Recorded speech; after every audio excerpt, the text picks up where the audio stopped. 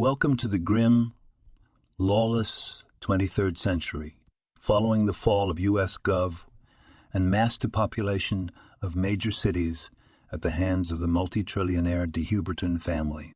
Baptized in radioactive hellfire, a rare mutation makes Turbo a fiercely pumped scrapper, haunted by specters from her past, surviving the post-apocalyptic wasteland one deathmatch pit fight at a time. But when she rescues the stunning trophy girl, the unlikely duo are thrust into a harrowing odyssey, evading marauding berserkers at every turn on their way to the ultimate showdown as they uncover the horrific truth behind the fall of humanity. Jake Jacobs, writer and penciler, and Kurt Bruegel, co-writer and inker, are thrilled to announce the release of the first Turbo teaser, a significant milestone in the indie comic book industry. Jake and Kurt are the first and only duo to create a comic book live on air in a split-screen podcast. But that's not all. Recognizing the challenges and triumphs of indie comic creators, Kurt and Jake have another recurring segment of their podcast spotlighting other indie comic creators who share their stories, discuss their creative process, offer insights into audience building, and ponder the future of comics.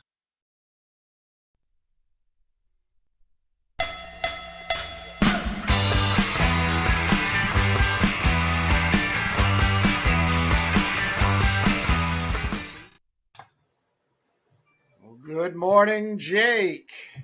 Good morning, Kurt. Welcome. How you feeling today? Thank you. Fine. Raring to go. Now I'm welcoming all the fine people. Right. So you had some feedback for me on our, I guess it would be the official introduction, which were those 4 paragraphs I told you I was going to take out of our press release. That we're sending out with the Turbo teaser, and I agree with one of your points, but I'd like to talk about it if you can remember. How I got the voice. I did the it's called play.ht is the text to speech that AI fine. thing. That sounded fine.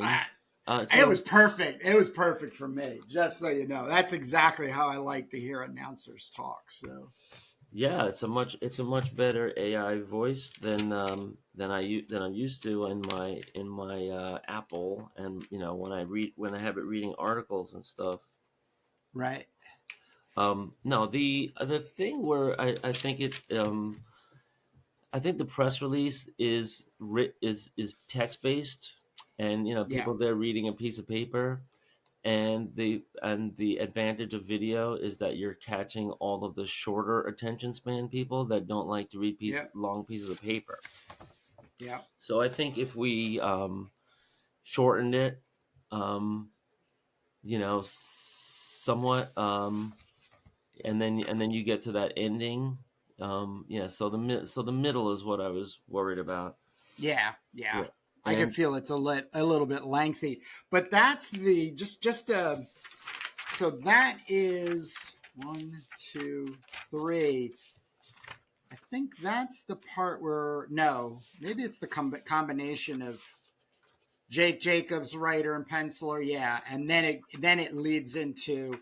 I think this would be questionable to take out maybe, but it's the making of Turbo Pit Fighter offers a unique behind-the-scenes look at the world of indie comics, brainstorming session, intricate details, illustrations. Kurt and Jake both experienced art instructors, and that I might want to just go in and just take that out, and that might even be like 20 to 5 seconds right there. No, for the video, I would use the copy. Yeah, I'm not going to take it. For the video, I would use more of the copy that we have on the back cover, and maybe some of that unused copy.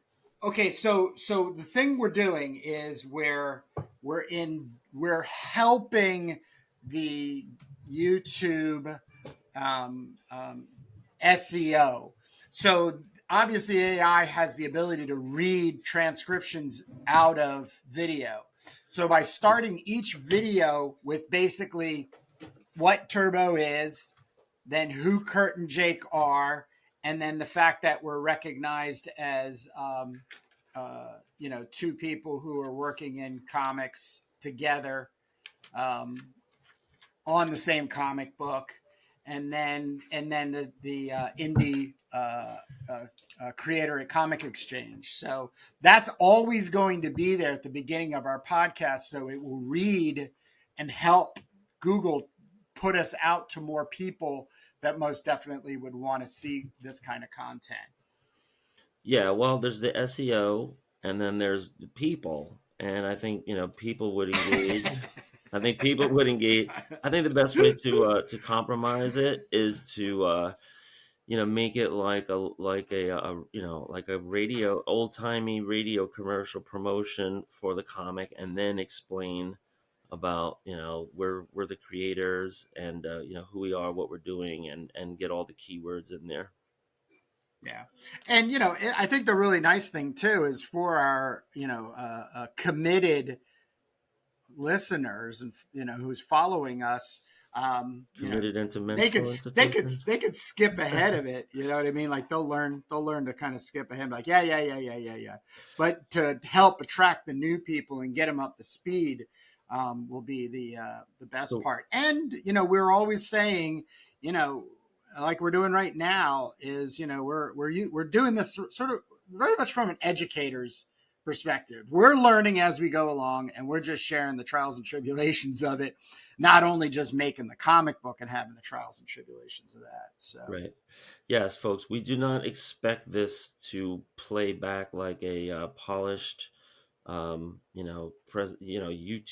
video for people to watch, so much as we're documenting our comic making process. And we totally get that this is kind of a slow video, for watching people draw in real time. But if you're drawing, this could be a very relaxing thing to put on, and like you're hanging out with other people that are making comics.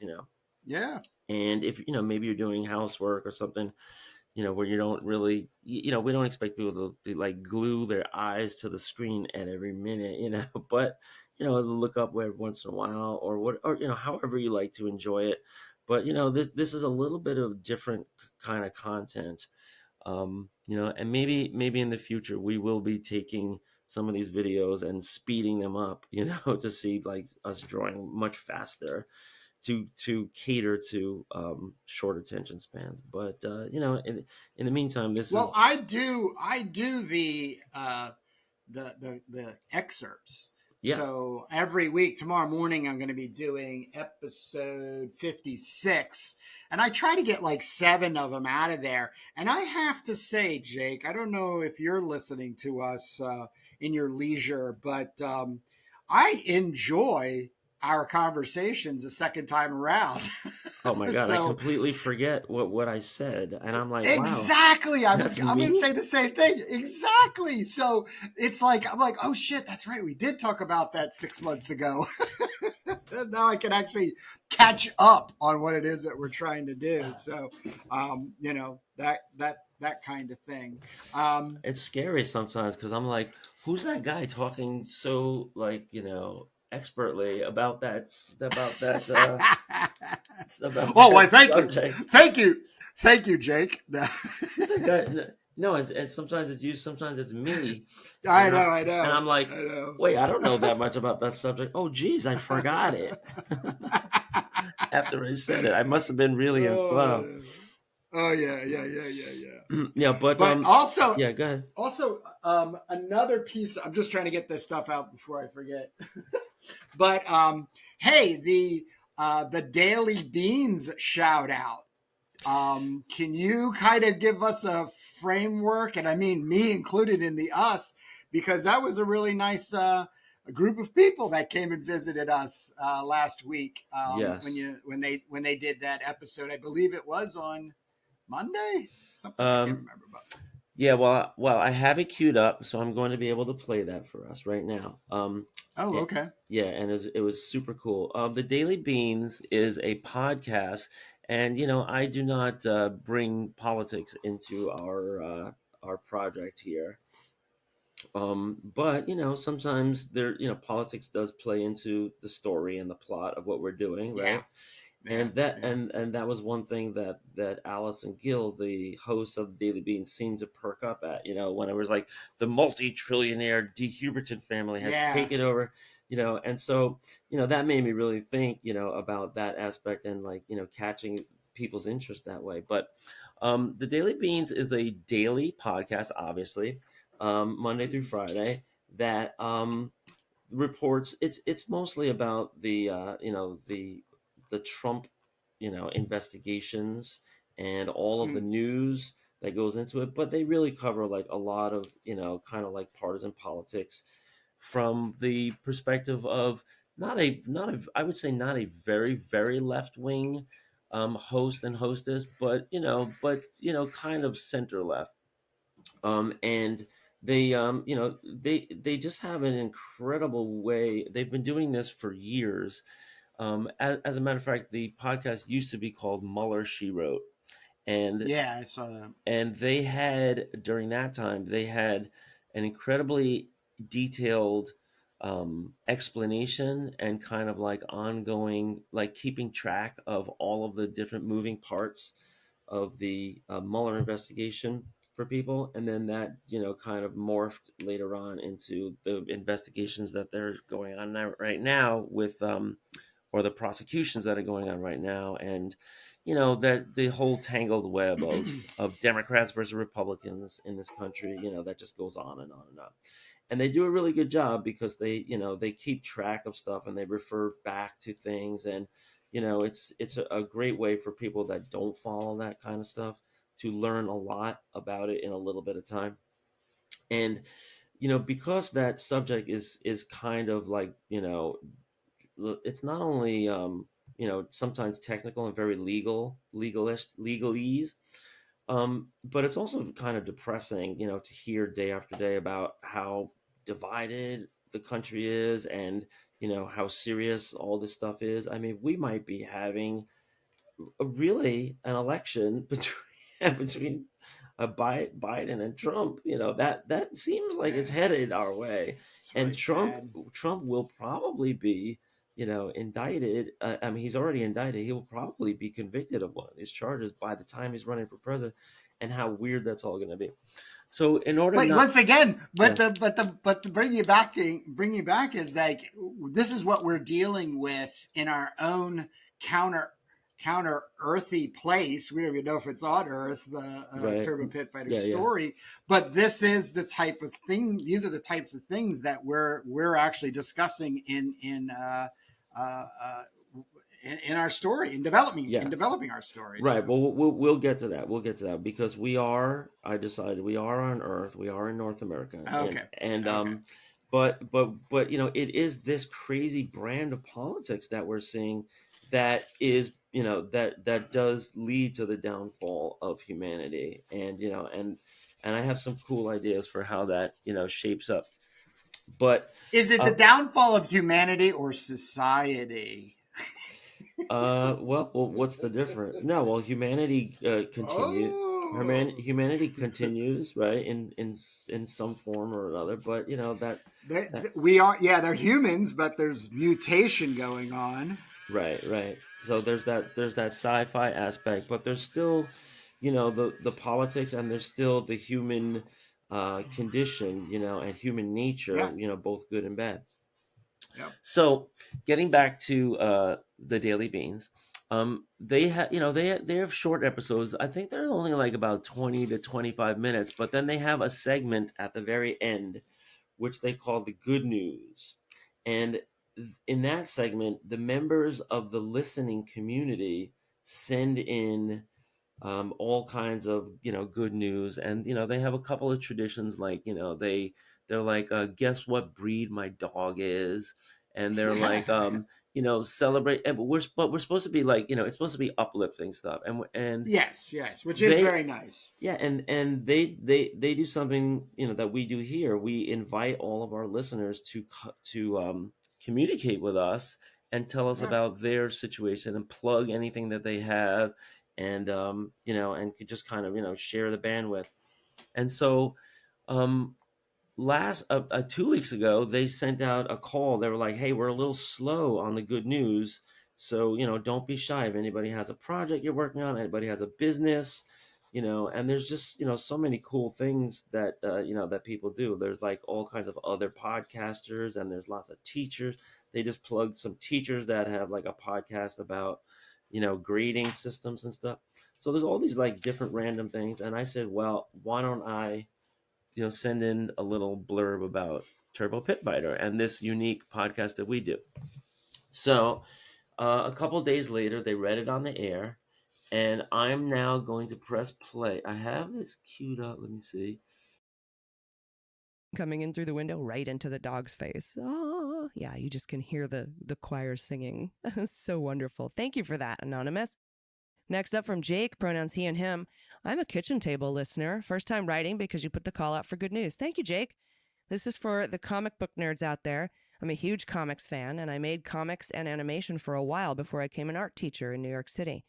Well, during the pandemic, I called up an old inker pal who also teaches art, and we decided to revive a sci-fi project we were going to collaborate on 20 years ago. I love this. But this time we had the idea of doing it on a podcast where I pencil and he inks in split screen. How cool. We launched the first episode May 2022 and have met weekly for an hour to draw and ink as we chat about the details of the story and the art and the larger world of comics. The podcast now has over 70 episodes online, and we also started a second series called Comics That Influence, where we gush over the cool comics and artists that inspire us. So the good news is we recently completed our first 6-page sampler and now have something printed and available to promote the project, which will eventually become a comic and then a full graphic novel when it's all done. We've also realized that we seem to be the first and only ones making a comic live on a podcast and would love to see others do the same. The comic is called Turbo Pit Fighter, and it's about a strong female in a dystopian 23rd century after a multi-trillionaire family conquered the government and obliterated all the big cities. That sounds eerily possible. Haunted by specters from her past, quote, a rare mutation takes Turbo immune to the radioactive contamination, growing into a fiercely pumped scrapper who survives the post-apocalyptic wasteland one deathmatch pit fight at a time. But when a rigged match turns into a deadly siege, Turbo rescues the stunning trophy girl, and the unlikely duo make a harrowing escape, evading marauding berserkers at every turn on their way to the ultimate showdown as they uncover the horrific truth behind the fall of humanity. Awesome. This is a cover art. Would be happy to send you the mini comic if you like. This is amazing art. Now, I also want to know where to find your podcast, Jake. Maybe do we just look for Turbo Pit Fighter? Or does the podcast have a name? Send that to us because I want to watch that. But this art is incredible. Love this. All right, next up from Lillian G, pronouns she and her. Years ago, my brother... There you go. So I had sent in the original YouTube link in the original submission, so I don't know if that maybe didn't get there in the right form or something. But yeah, there it was. That was a great review. That was a great read. I mean, especially when they said marauding berserkers, that's yes, professional. Her voiceover was so professional. So I was thinking maybe we could take that and with only just a little bit of editing, put a music behind it and use that as a as a promo, sure. because it's a recognizable voice. She's actually up there now. She's in the White House press corps, and she's she does a lot of other podcasts, and she has this whole network of podcasts. So she's really grown since she was just in her kitchen table podcasting about this stuff. And so yeah, that's something that I listen to on a daily basis just to try to keep up while I'm driving to work.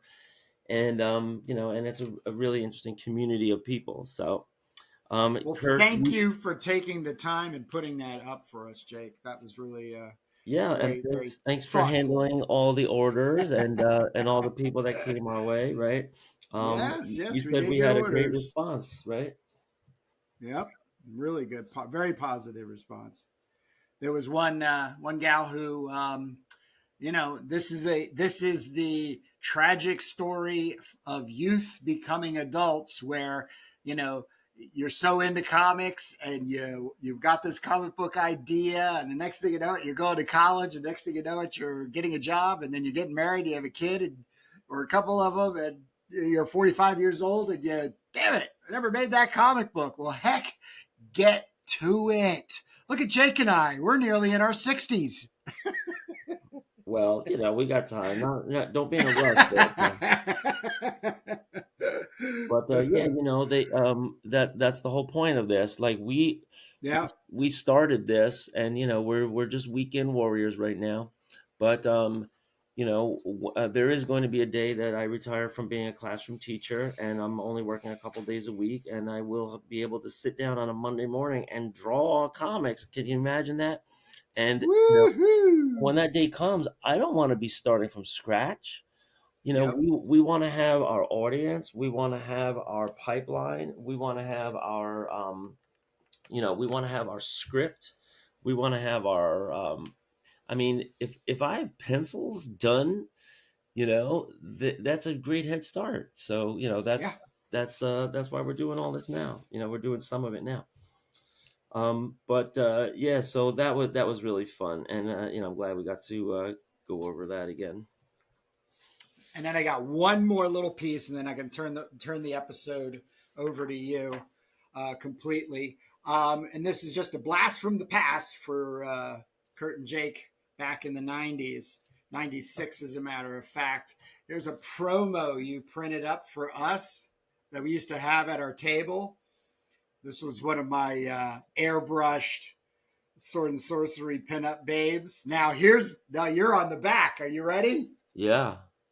Boom. You remember this one? Yeah, I got a couple copies of those left too. And yeah. You know what clearing it was? out the basement and came across it. So right, and you can see that I was at that time I used to work at a printing company.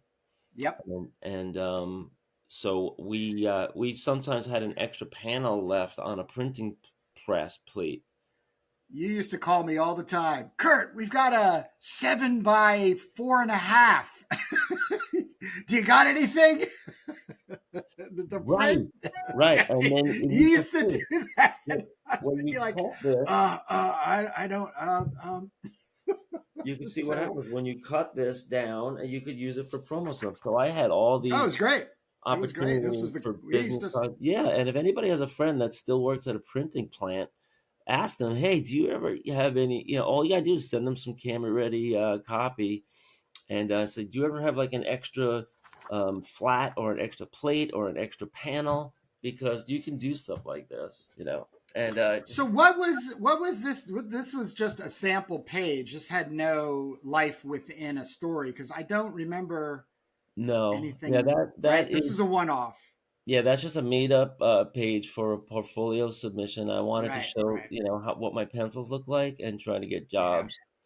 Yeah. And I was in my I think I was in my 20s, and that's a nice tight page with kind of some action going on and dramatic poses. Is that P.O. Box still available? No. That's when I used to live. So I don't have to blur that out, do I? Well, we'll talk about that. But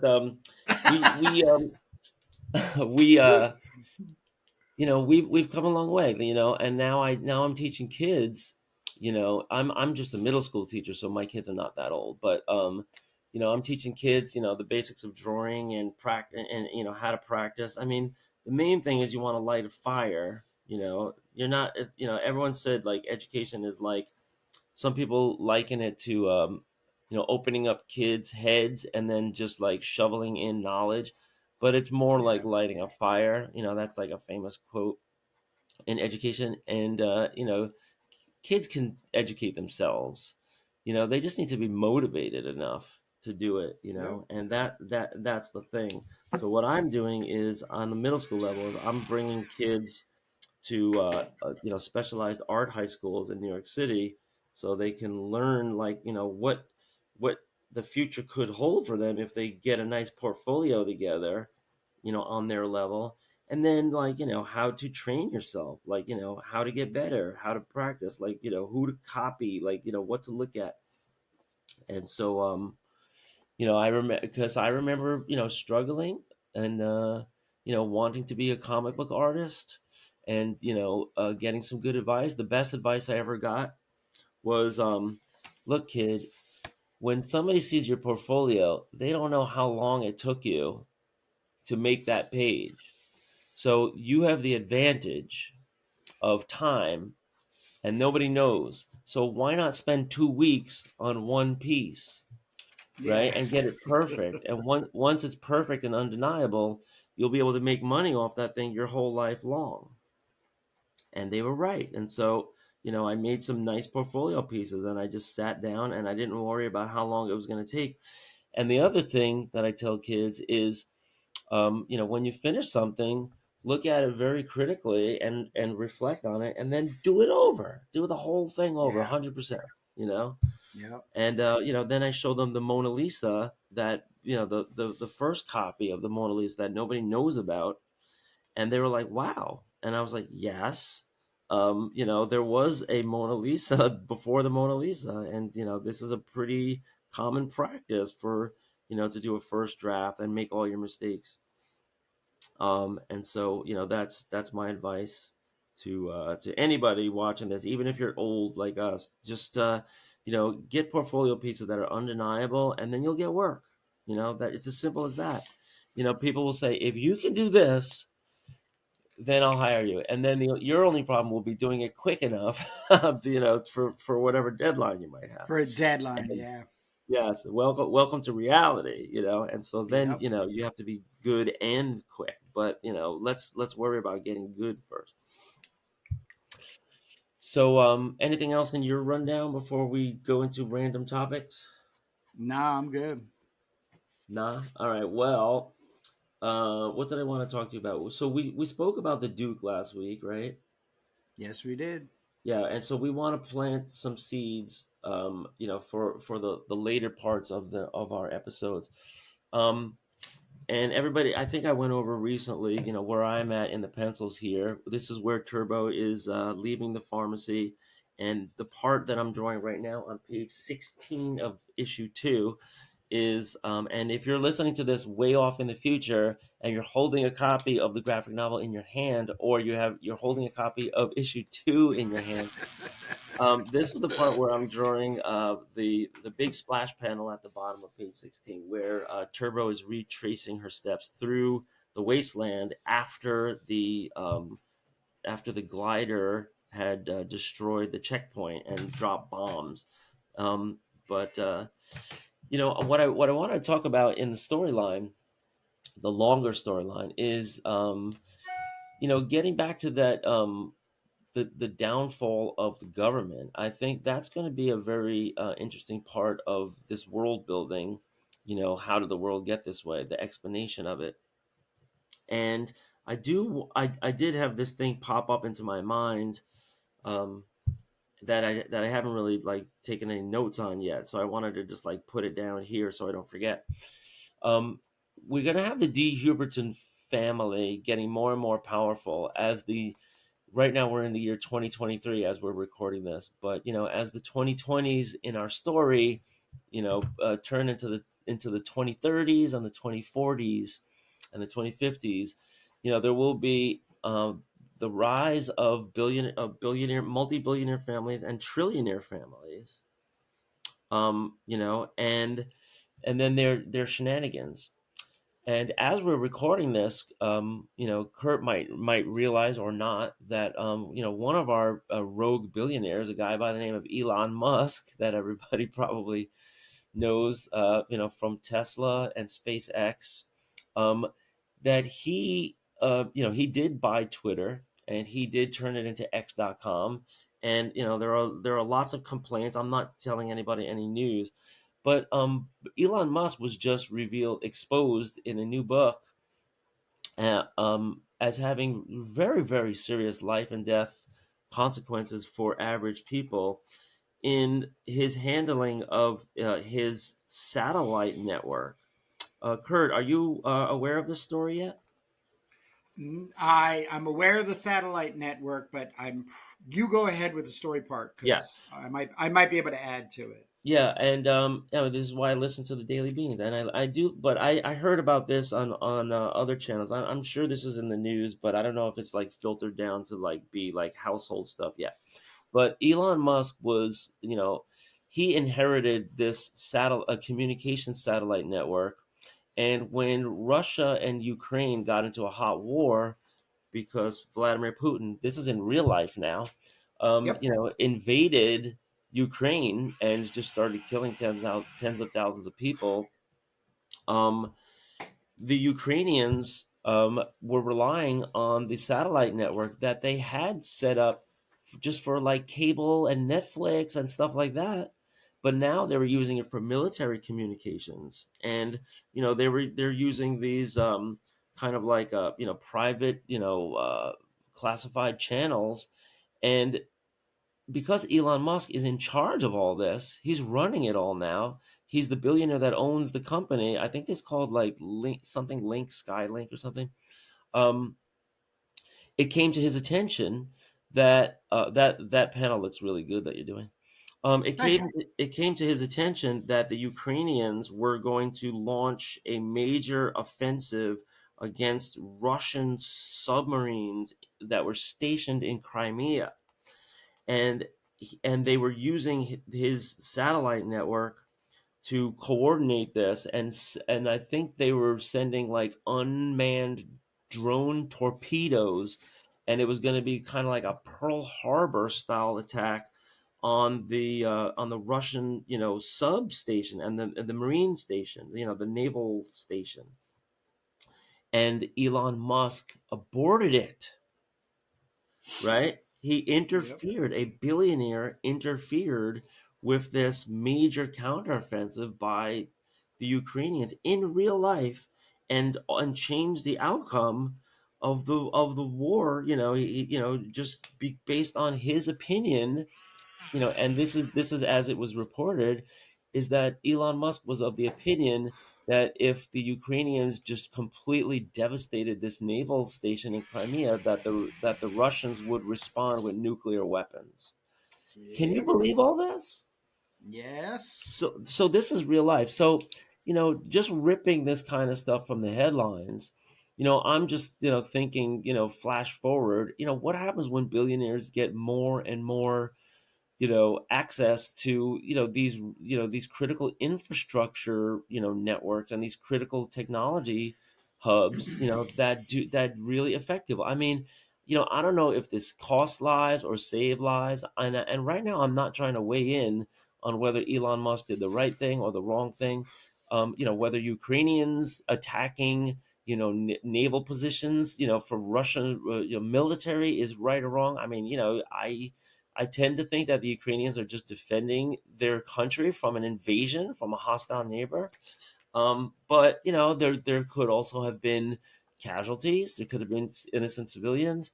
We hear a lot about these recalcitrant Russian soldiers who are forced, to fight in these combat zones, and they don't really want to be there. They'd much rather be home with their families, and some of them desert and go AWOL, and they're facing the consequences of that back home. But in our story, what's going to happen as billionaires get more and more and more control, and the government has less and less and less control. So I have this plot element that I'm cooking up, and I don't know what year it's going to be on the timeline. This is probably going to be happening when before Turbo is born, and but after Elevena is born, and I'm going to have it where there's going to be a day, as in this storyline, as the year 2222 approaches, things get worse and worse for the government, and there are all these kind of like predictions that the government is going to fall in 2222. And it becomes such a movement, and such like there's like cults that jump up because of this, such that it actually will happen. It will come to pass that the government will fall in 2222. But what's going to happen a little bit before that, in 2020, is that there's going to be a digital currency, and the de Huberton family will do this gigantic overnight theft where everybody will wake up one morning in 2220, and I'm just putting a number out there, but I think I want it to be like a number that has a zero on the end, because as we're counting down to 2222, like the numbers will mean a lot, like the twos will mean a lot, and the threes and the sevens and like the digits will mean a lot. So I want to have it like where everybody's bank account gets zeroed out overnight when the de Hubertons do something with technology and there's a theft and they steal all the digital money for themselves and they just transfer it to themselves, using a network of like, hundreds of thousands of shell corporations that were set up as banks that were, it was a long con, and it was it was done so that as soon as these kids were born, that are, they could be any age now, but as soon as they were born, going back, maybe 50, 60 years, that their account was set up as a time bomb, that, their digital accounts. So let's say we're in 2220 and we back up like let's say 60 years from that. Can you do that mental math, Kurt? 2220 minus 60? That would be 21, You're asking a lot. yeah, 2160, right? Yeah, so we need Yeah. well, let's just say somewhere around the year 21, somewhere around the year 2160, the de Hubertons banking arm, like, all of their banking interests will be setting up these digital accounts that are secure, so, quote unquote secure, but they have code in there that will steal all the money in 60 years from now, 2220, right? And that's how they were able to pull it off, is because they were doing it for so long, right? It was planned so far in advance, and the de Huberton family, that's alive when it happens, wasn't the de Huberton family, that orchestrated this, decades and decades before. But because everybody's money, including the government, including, foreign, companies, including other billionaires besides the de Huberton, because all the money will be gone, that will spur violent, retribution in the streets. I mean, you and I would do the same thing, right, Kurt? Oh We, yeah. we have our money in our bank right now, Yeah. and we don't have cash in a mattress. We are trusting our institution, that it has, and the safe and security of the US government backing it up with FDIC insurance and all that. But just in the last year, there has been a run on a couple of banks in the news, right? In real life, and these banks went insolvent, and anybody that that had an account had to invoke their insurance, the FDI insurance, so to be made whole again.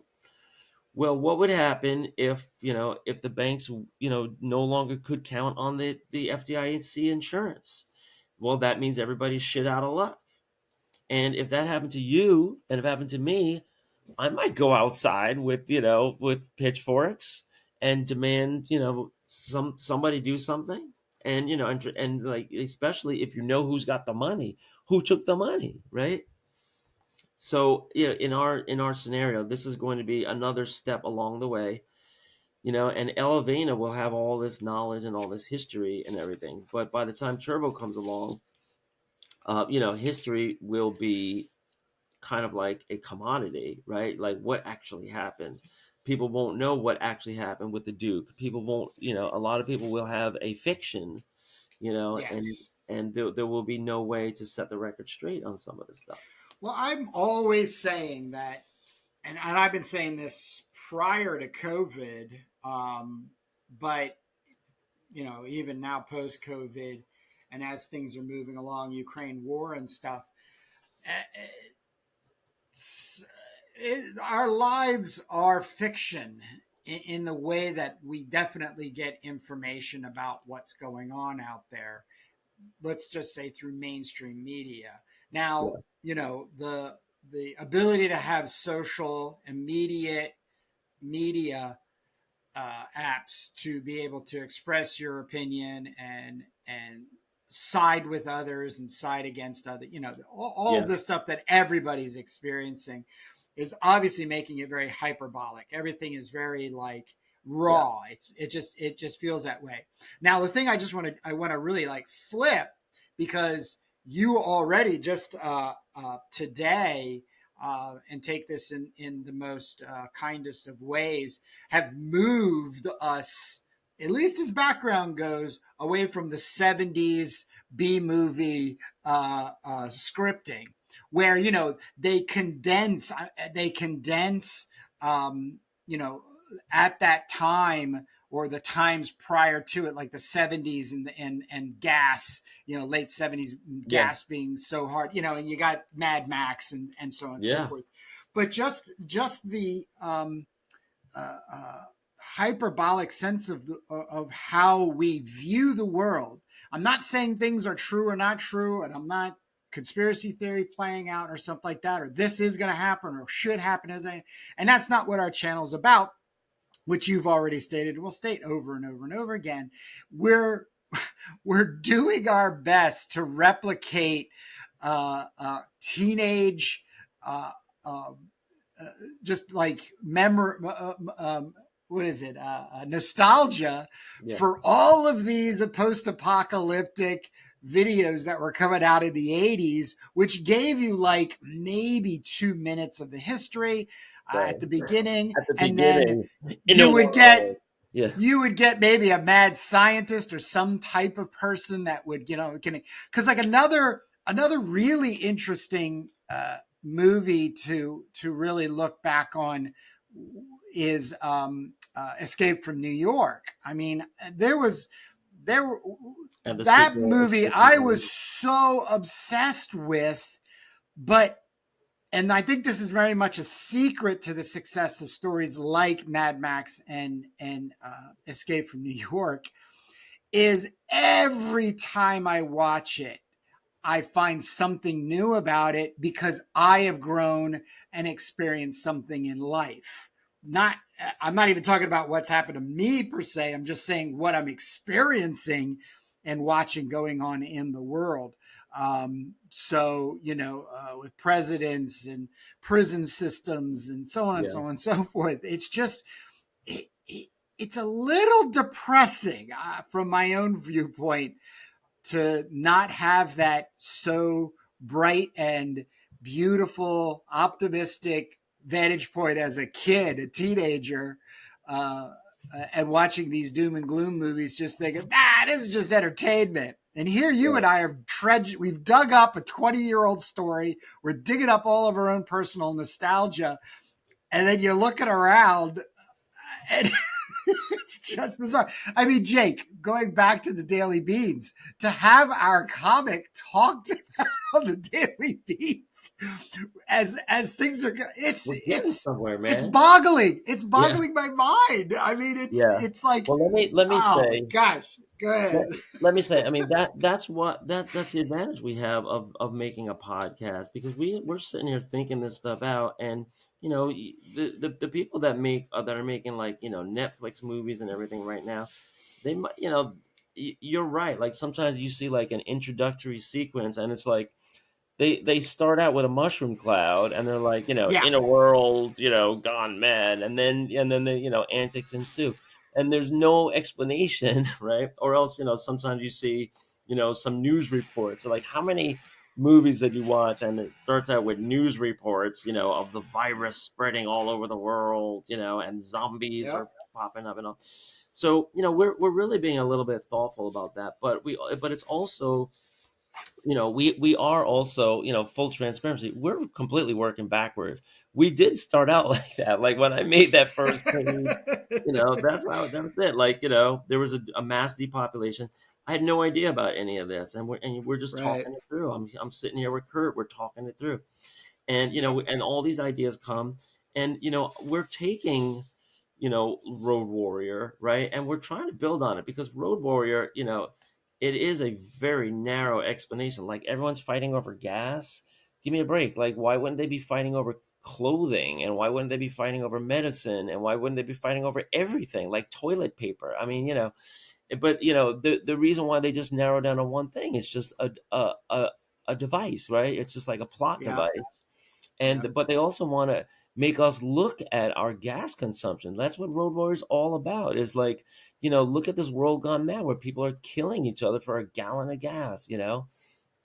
Um, so that's not why we love Road Warrior. We love Road Warrior because of the ass kicking action, Yep. and Mel Gibson in his prime, and all these great characters, and and the way it all comes together. We love Road Warrior because they were, what they were doing. The guy's name is George Miller, right? The big producer. Yep.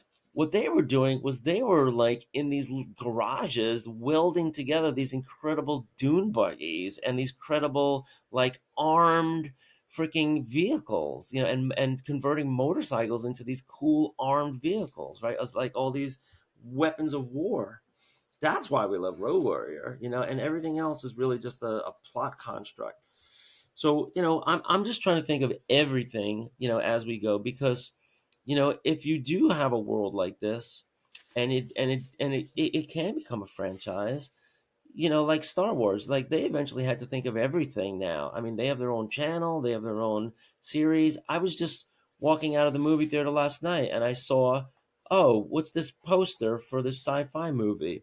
And then, you're saying, oh, from the creators of Rogue One, there's this other story coming out and there's other characters, and I'm like, oh, this is just another Star Wars saga, right? They're just going off on all of these different characters in this world, a long time ago in a galaxy far away, and they're just going on and on and on, and there's lots of different worlds like that, which just created their own I guess cottage industry, right?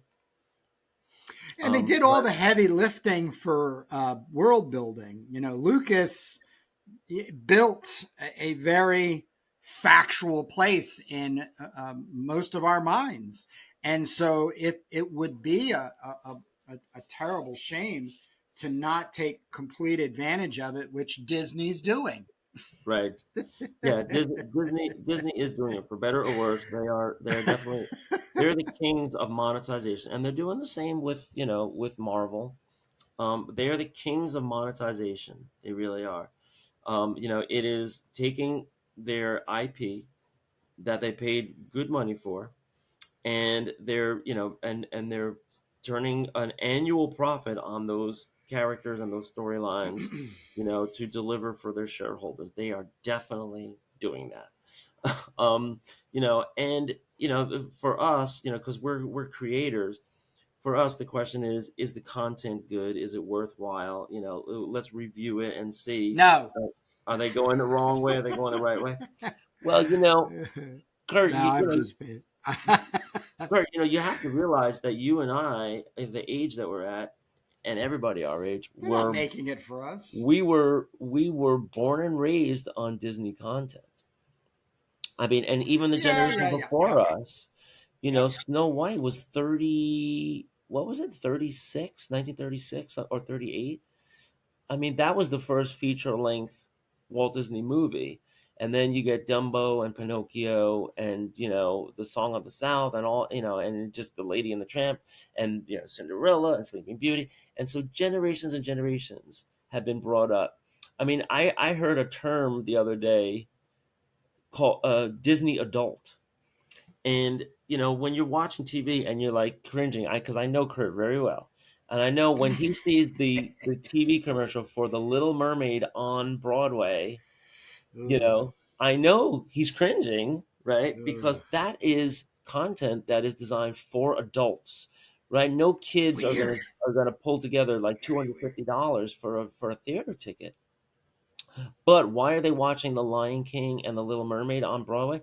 Because they saw that movie when they were just the right age, and they sang those songs and they dressed up in those costumes for Halloween, and they did the whole thing just like Kurt and I did with with Marvel superheroes, And then Disney recognizing that, bought Marvel in the 2000s, and now they bought Star Wars, and they bought Winnie the Pooh, and they bought and they bought and they bought.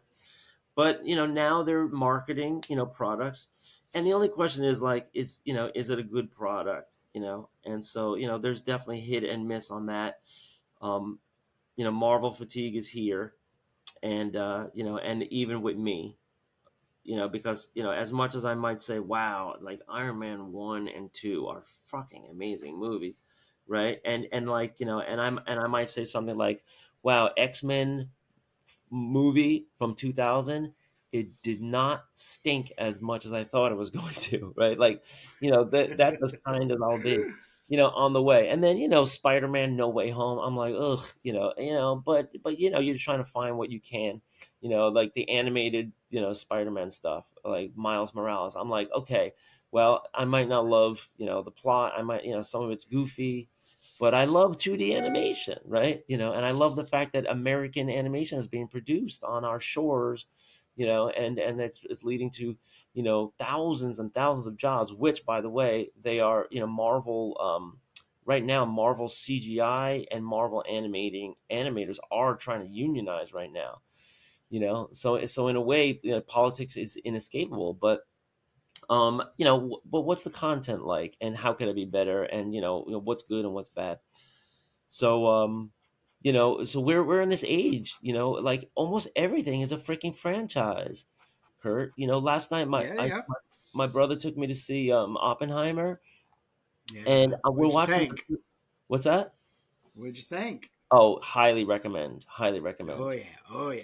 Yeah, just and I'm not going to spoil anything except to say that there's a star-studded cast that really delivers some incredible performances, and that I predict Robert Downey. Speaking of Iron Man, I predict Robert Downey will win Best Supporting for Oppenheimer. If not, then I want to see who does win, because this performance was insane. Yep.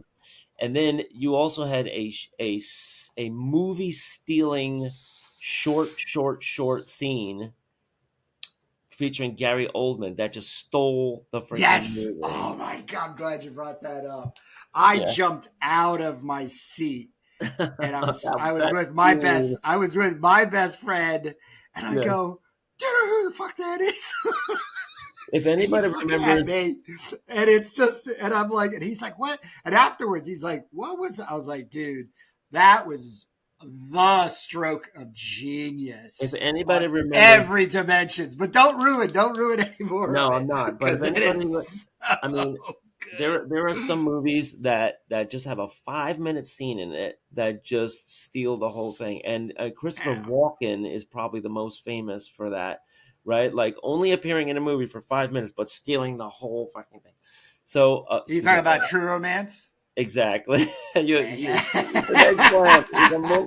can I get one of those Chesterfields? Right.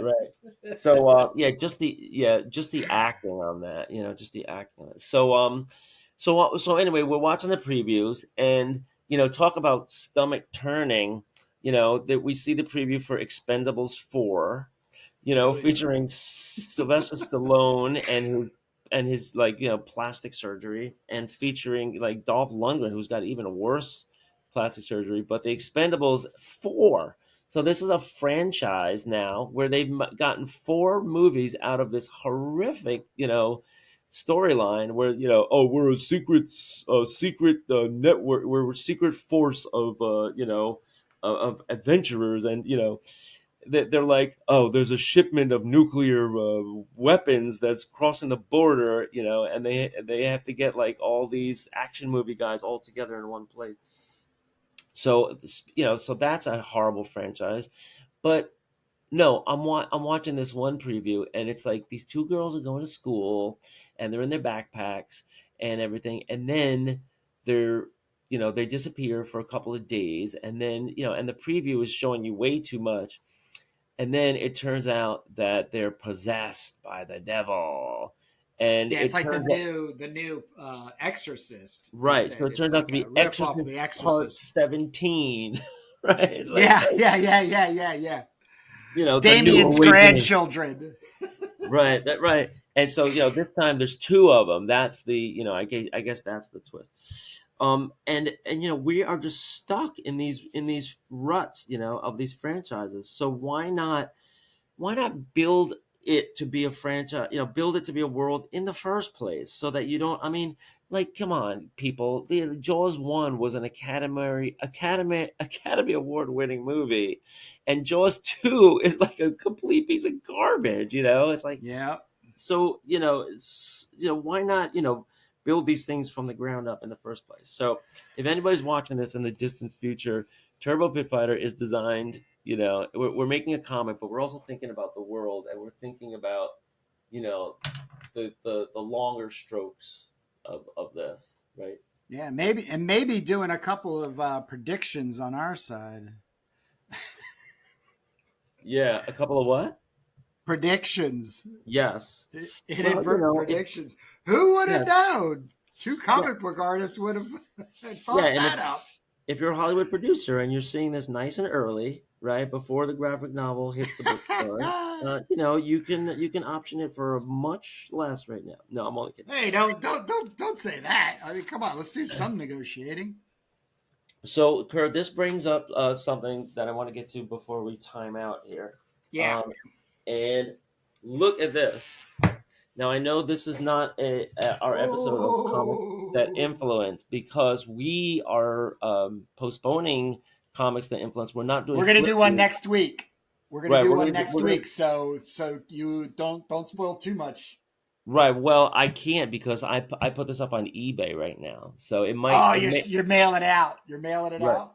So it may or may not be here next week. I'm not going to flip through this right now, but I am going to show it off. Yeah. Do a little drool moment here, and yeah. And I would like to maybe we can, before this leaves, maybe we can tape it, because the interiors are very worthy of discussion. But what I wanted to bring up with you, Kurt, is heavy metal, because if people might not know this, like, I didn't know this before I Googled all this last night, and I ended up on this comic book news website. What's it called? Bleeding Cool Comic. Yeah. And guess what is going on with heavy metal right now? Like, we knew that it was it was started, and an American publisher was in France, saw this, he was looking for things to go over and translate into English, for National Lampoon. Right. And the guy that was publishing National Lampoon was looking for a National Lampoon like magazine in France that he could translate. Write off his trips back and forth from Paris. Yeah, exactly. But what he discovered when he was there was a little bit out of his wheelhouse. He found a magazine that had been started in 74, I believe, called Metal Hurlant, which had all of the greatest European sci-fi fantasy artists. They had a very, very high level of quality, and he made the deal to bring it to America in 1977. They launched right here. This was the introductory issue, April 1977, and it's like an all-star. You got Mobius, you got Von Baudet, you have the frickin' Hildebrand brothers, Sword of Shannara, all this stuff in there, and some of the people that we've covered on our podcasts are definitely in there. Well, heavy metal has been around since the 70s, and they did change hands when our Kevin Eastman, came into his fortune. He's like, all right, I want to spend all my money buying heavy metal and making a 2D animated movie, which is going to be a money sink. For better or worse, he did. The movie is a whole episode on its own, but Eastman is out of it by the year 2020, right? Heavy metal has been just plugging along for all these years. They have had a very high quality product for all these years, right? I mean, think about it, from the 70s to the 2020s. That's a long time. That's a great run. Nothing to be ashamed of. But what has happened since the 2020s is a little bit something to be ashamed of here.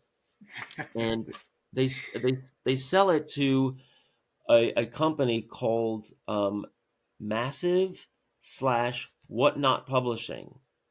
And if that sounds familiar, yes, that is the Whatnot that is now running this live stream auction platform that is very, very heavy in the comic industry. In fact, you're starting to see ads for Whatnot now in the back of comics because publishers are realizing, hey, we can sell all of our variants directly to the public on Whatnot in auction format. And they're saying we can sell our original art, we can market our original art, and anything we want to sell, collectibles and all this stuff directly to the public on Whatnot, which is kind of like eBay, but picture people live on video, selling a whole box of comics one by one, in these live streams where people can chat and people can leave comments and ask questions. So Whatnot and Massive Publishing have entered these treacherous waters, and they bought heavy metal. And ever since that happened, according to these articles, they stalled out. They have stopped shipping on time. They've been stiffing freelancers, right? And so there's a huge outcry. And if you put heavy metal in Google right now or YouTube right now, you'll say heavy metal turns on its fans, boycott heavy metal, never buy these products again, blah blah blah. All this stuff is happening. So it looks like you know it looks like they're going to be changing hands again. It looks like it's not working out with Massive God. Publishing and Whatnot Publishing. It looks like they're going to have to strike a deal because they were supposed to come out with the final episode of Heavy Metal, which was like in the 300s. It was like episode 350 or something like that. And then they were issue 300. Is that what you're saying? right. And then they're going to come out with volume 2, number 1, and they're going to start fresh. But I'm not sure if it's out or not, the final issue. But whether it came out or not, it was delayed and delayed. It was delayed by like 8 months. And everybody, the retailers had already ordered it and already paid, and it was just like a nightmare, a business nightmare. So all of this stuff is happening, and Kurt, I'm looking at our Turbo Pit Fighter product here, our sci-fi fantasy post-apocalyptic thing, and it would have just been perfect for heavy metal. Serialize it. Well, let's just do our own heavy metal and call it doomed metal. Right. Well, we got our Doom heavy magazine. doom. Right. We have Doom magazine, our imprint, but there is a possibility that that this is published with a publisher, and then all those pitfalls. We're planning to do this all on our own, like Blackheart Records, and just self-publish and self-market and everything. But that's always a possibility because these guys are looking for content, and I hope to God that our content really stands out, all the work that we're putting into it, as something ready to go and turnkey, and that's attractive to publishers too.